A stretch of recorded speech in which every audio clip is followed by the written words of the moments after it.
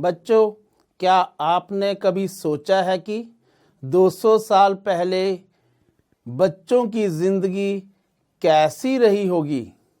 आजकल लड़कियां पढ़ाई करती हैं, विभिन्न क्षेत्रों में नौकरियां करती हैं, कानूनन शादी करने की आयु भी निश्चित है। यहाँ तक कि विधवाएं दोबारा शादी कर सकती हैं।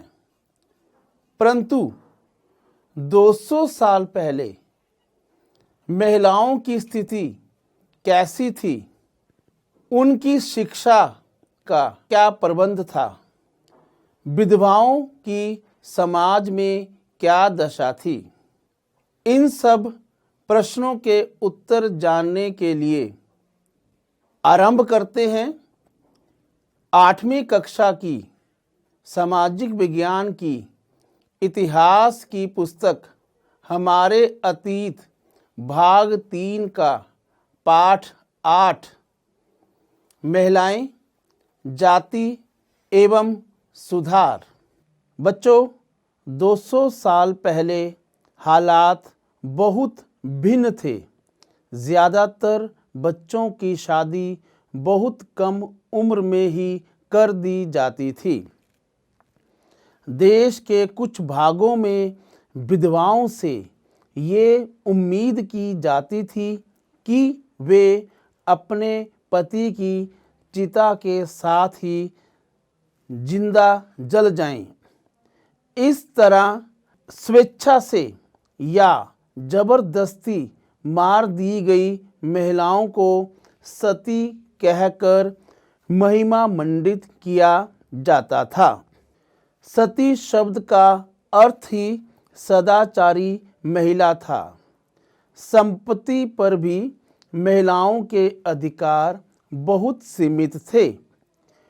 शिक्षा तक महिलाओं की प्रायः कोई पहुंच नहीं थी। देश के बहुत सारे भागों में लोगों को विश्वास था कि अगर औरत पढ़ी लिखी होगी तो वह जल्दी विधवा हो जाएगी। समाज में सिर्फ स्त्रियों और पुरुषों के बीच ही फर्क नहीं था। ज़्यादातर इलाकों में लोग जातियों में भी बंटे हुए थे। ब्राह्मण और क्षत्रिय खुद को ऊंची जाति का मानते थे। इसके बाद व्यापार और महाजनी आदि से जुड़ी जातियों का स्थान आता था। फिर काश्तकार, बुनकर व कुम्हार जैसे दस्तकार आते थे। इस श्रेणी क्रम की सबसे निचली पायदान पर ऐसी जातियां थीं जो गांव शहरों को साफ सुथरा रखती थी या ऐसे काम धंधे करती थी जिन्हें ऊंची जातियों के लोग दूषित कार्य मानते थे, यानी ऐसे काम जिनकी वजह से उनकी जाति भ्रष्ट हो जाती थी। ऊंची जातियां निचले पायदान पर खड़ी इन जातियों के लोगों को अछूत मानती थी। इन लोगों को मंदिरों में प्रवेश करने, सवर्ण जातियों के इस्तेमाल वाले कुओं से पानी निकालने या ऊंची जातियों के आधिपत्य वाले घाट तालाबों पर नहाने की छूट नहीं होती थी। उन्हें निम्न दर्जे का मनुष्य माना जाता था। 19वीं और 20वीं सदी के दौरान इनमें से बहुत सारे कायदे कानून और नज़रिए धीरे धीरे बदलते गए। आइए देखें कि ऐसा कैसे हुआ। परिवर्तन की दिशा में उठते कदम। 19वीं सदी की शुरुआत से ही हमें सामाजिक रीति रिवाजों और मूल्य मान्यताओं से संबंधित बहस, मुबाहिसे और चर्चाओं का स्वरूप बदलता दिखाई देता है। इसकी एक अहम वजह यह थी कि संचार के नए तरीके विकसित हो रहे थे। पहली बार किताबें, अखबार, पत्रिकाएं, पर्चे और पुस्तिकाएं छप रही थी। ये चीज़ें न केवल पुराने साधनों के मुकाबले सस्ती थीं, बल्कि उन पांडुलिपियों के मुकाबले ज़्यादा लोगों की पहुंच में भी थी जो पहले प्रचलित थी।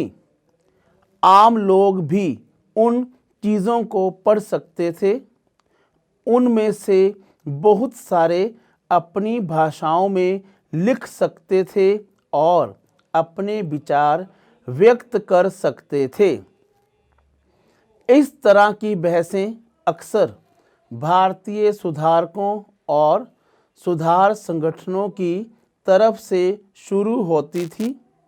राजा राम मोहन रॉय इसी तरह के एक सुधारक थे। उन्होंने कलकत्ता में ब्रह्मो सभा के नाम से एक सुधारवादी संगठन बनाया था, जिसे बाद में ब्रह्मो समाज के नाम से जाना गया।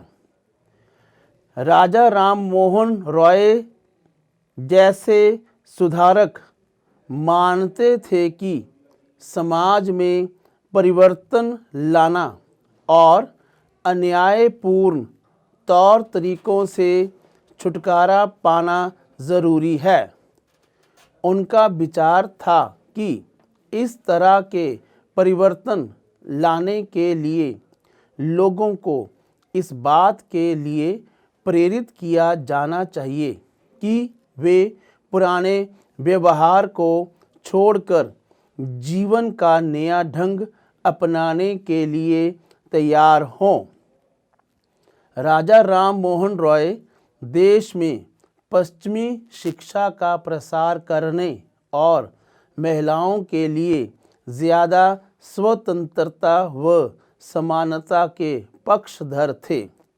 विधवाओं की जिंदगी में बदलाव लाने की कोशिश। राजा राम मोहन रॉय इस बात से काफ़ी दुखी थे कि विधवा औरतों को अपनी जिंदगी में भारी कष्टों का सामना करना पड़ता है। इसी बात को ध्यान में रखते हुए उन्होंने सती प्रथा के खिलाफ मुहिम छेड़ी थी। राम मोहन रॉय संस्कृत, फारसी तथा अन्य कई भारतीय एवं यूरोपीय भाषाओं के अच्छे ज्ञाता थे। उन्होंने अपने लेखन के जरिए यह सिद्ध करने का प्रयास किया कि प्राचीन ग्रंथों में विधवाओं को जलाने की अनुमति कहीं नहीं दी गई है।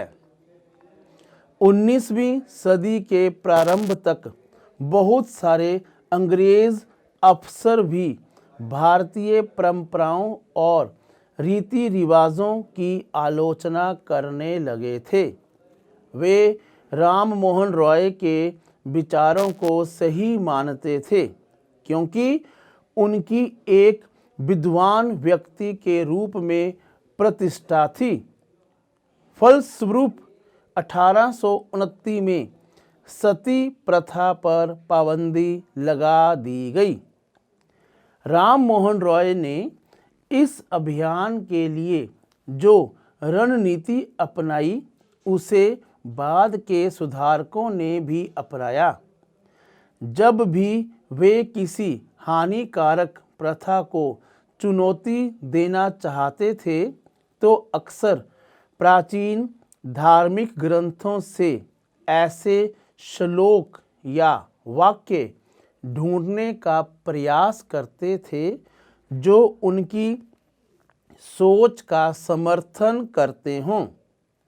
इसके बाद वे दलील देते थे कि संबंधित वर्तमान रीति रिवाज प्रारंभिक परंपरा के खिलाफ हैं। प्रसिद्ध सुधारक ईश्वर चंद्र विद्यासागर ने भी विधवा विवाह के पक्ष में प्राचीन ग्रंथों का ही हवाला दिया था। अंग्रेज सरकार ने उनका यह सुझाव मान लिया और 1856 में विधवा विवाह के पक्ष में एक कानून पारित कर दिया। 19वीं सदी के उत्तरार्ध तक विधवा विवाह के पक्ष में चलाया जा रहा आंदोलन देश के अन्य भागों में भी फैल गया था। मद्रास प्रेसिडेंसी के तेलुगु भाषी इलाकों में वीरेशलिंगम पंतुलु ने विधवा विवाह के समर्थन में एक संगठन बनाया था। लगभग उसी समय बंबई में युवा बुद्धिजीवियों और सुधारकों ने भी विधवा विवाह के प्रचार प्रसार का संकल्प लिया। उत्तर में आर्य समाज की स्थापना करने वाले स्वामी दयानंद सरस्वती ने भी विधवा विवाह का समर्थन किया। इसके बावजूद विवाह करने वाली विधवा महिलाओं की संख्या काफ़ी कम थी। विवाह करने वाली विधवाओं को समाज में आसानी से स्वीकार नहीं किया जाता था। इस तरह रूढ़िवादी तबके इस नए कानून का विरोध करते रहे। लड़कियां स्कूल जाने लगती हैं। बहुत सारे सुधारकों को लगता था कि महिलाओं की दशा सुधारने के लिए लड़कियों को शिक्षित करना जरूरी है। कलकत्ता में विद्यासागर और बंबई में बहुत सारे अन्य सुधारकों ने लड़कियों के लिए स्कूल खोले। 19वीं सदी के मध्य में जब इस तरह के प्रारंभिक स्कूल खुले तो बहुत सारे लोग उनसे डरते थे। लोगों को भय था कि स्कूल वाले लड़कियों को घर से निकाल ले जाएंगे और उन्हें घरेलू कामकाज नहीं करने देंगे। स्कूल जाने के लिए लड़कियों को सार्वजनिक स्थानों से गुजर कर जाना पड़ता था। बहुत सारे लोगों को लगता था कि इससे लड़कियां बिगड़ जाएंगी। उनकी मान्यता थी कि लड़कियों को सार्वजनिक स्थानों से दूर रहना चाहिए। फलस्वरूप 19वीं सदी में पढ़ने लिखने वाली ज़्यादातर महिलाओं को उनके उदार विचारों वाले पिता या पति की देख रेख में घर पर ही पढ़ाया जाता था। कई महिलाओं ने बिना किसी की मदद लिए खुद ही पढ़ना लिखना सीखा। रास सुंदरी देवी ऐसी महिलाओं में से एक थी जिन्होंने रात में दिए की टिमटिमाती लो में चोरी छिपे ही लिखना पढ़ना सीखा था। 19वीं सदी के आखिरी हिस्से में आर्य समाज द्वारा पंजाब में और ज्योतिराव फूले द्वारा महाराष्ट्र में लड़कियों के लिए स्कूल खोले गए। उत्तर भारत के कुलीन मुस्लिम परिवारों की महिलाएं अरबी में कुरान शरीफ पढ़ना सीखने लगीं। उन्हें घर पर ही पढ़ाने के लिए शिक्षिकाएं रखी जाती थी। इस स्थिति को देखते हुए मुमताज़ अली जैसे कुछ सुधारकों ने कुरान शरीफ की आयतों का हवाला देकर कहा कि महिलाओं को भी शिक्षा का अधिकार मिलना चाहिए। 19वीं सदी के आखिर से ही उर्दू में उपन्यासों का सिलसिला शुरू हुआ। इन उपन्यासों में महिलाओं को इस बात के लिए प्रोत्साहित किया जाता था कि वे धर्म और घरेलू साज संभाल के बारे में पढ़ें। महिलाओं के बारे में महिलाएं लिखने लगीं। 20वीं सदी की शुरुआत से ही बहुत सारी मुस्लिम महिलाओं ने महिला शिक्षा को बढ़ावा देने के लिए अहम भूमिका अदा की। भोपाल की बेगमों ने अलीगढ़ में लड़कियों के लिए प्राथमिक स्कूल खोला। बेगम रुकैया सखावत हुसैन भी उस दौर की एक प्रभावशाली महिला थी, जिन्होंने कलकत्ता और पटना में मुस्लिम लड़कियों के लिए स्कूल खोले। वह रूढ़िवादी विचारों की कटु आलोचक थी और उनका मानना था कि प्रत्येक धर्म के धार्मिक नेताओं ने औरतों को निचले दर्जे में रखा है। 1880 के दशक तक आते आते भारतीय महिलाएं विश्वविद्यालयों में प्रवेश लेने लगी थी। उनमें से कुछ चिकित्सक और कुछ शिक्षिका बन गईं।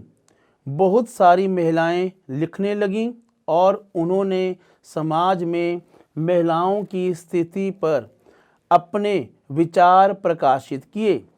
पूना में घर पर ही रहकर शिक्षा प्राप्त करने वाली ताराबाई शिंदे ने स्त्री पुरुष तुलना नामक एक किताब प्रकाशित की, जिसमें पुरुषों और महिलाओं के बीच मौजूद सामाजिक फर्कों की आलोचना की गई थी।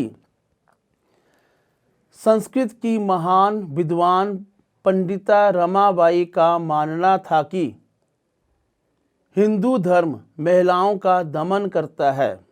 उन्होंने ऊंची जातियों की हिंदू महिलाओं की दुर्दशा पर एक किताब भी लिखी थी। उन्होंने पूना में एक विधवा गृह की स्थापना की, जहां ससुराल वालों के हाथों अत्याचार झेल रही महिलाओं को पनाह दी जाती थी। वहां महिलाओं को ऐसी चीज़ें सिखाई जाती थी जिनके सहारे वे अपनी रोजी रोटी चला सकें।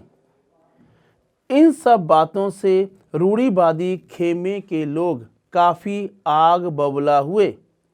बहुत सारे हिंदू राष्ट्रवादियों को लगने लगा था कि हिंदू महिलाएं पश्चिमी तौर तरीके अपना रही हैं, जिससे हिंदू संस्कृति भ्रष्ट होगी और पारिवारिक संस्कार नष्ट हो जाएंगे।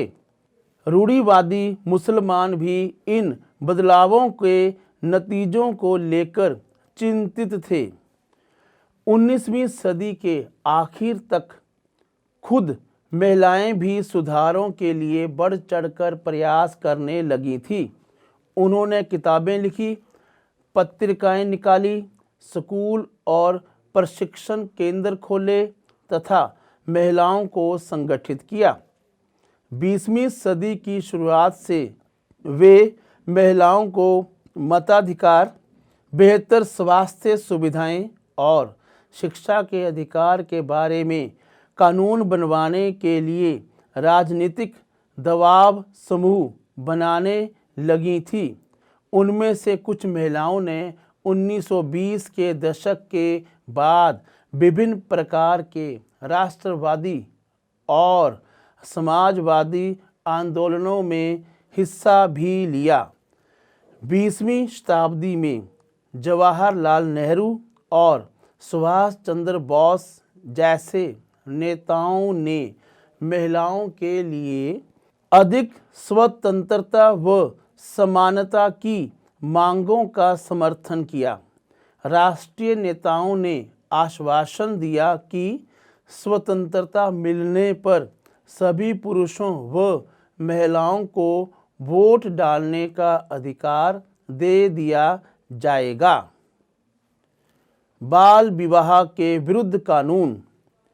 महिला संगठनों के विकास तथा इन मुद्दों पर हो रहे लेखन की वजह से सुधारों के पक्ष में आवाज़ और मजबूत हुई। लोग बाल विवाह जैसी स्थापित परंपराओं को चुनौती देने लगे। केंद्रीय विधानसभा में बहुत सारे सांसद थे जिन्होंने बाल विवाह पर पाबंदी हेतु कानून बनाने के लिए संघर्ष किया। 1929 में बाल विवाह निषेध अधिनियम पारित किया गया। इस कानून के बारे में वैसी कड़वी बहसें और संघर्ष नहीं हुए जैसे पुराने सुधारवादी कानूनों के बारे में हुए थे। इस कानून के अनुसार 18 साल से कम उम्र के लड़के और 16 साल से कम उम्र की लड़की की शादी नहीं की जा सकती थी। बाद में यह उम्र बढ़ाकर क्रमशः 21 साल व 18 साल कर दी गई। तो चलिए अब हम अभ्यास कार्य करते हैं। प्रश्न 1, किस वर्ष सती प्रथा पर पाबंदी लगा दी गई? क 1736 में, ख 1829 में, ग 1929 में, घ 1956 में। उत्तर ख 1829 में। अगला प्रश्न, विधवा विवाह के पक्ष में कानून कब पारित किया गया? क 1756 में, ख 1856 में, ग 1956 में, घ 1885 में। उत्तर ख 1856 में। अगला प्रश्न, आर्य समाज की स्थापना किसने की? क स्वामी विवेकानंद, ख राजा राम मोहन रॉय, ग स्वामी दयानंद सरस्वती, घ ईश्वर चंद्र विद्यासागर। उत्तर ग स्वामी दयानंद सरस्वती। अगला प्रश्न, स्त्री पुरुष तुलना नामक पुस्तक किसने प्रकाशित की?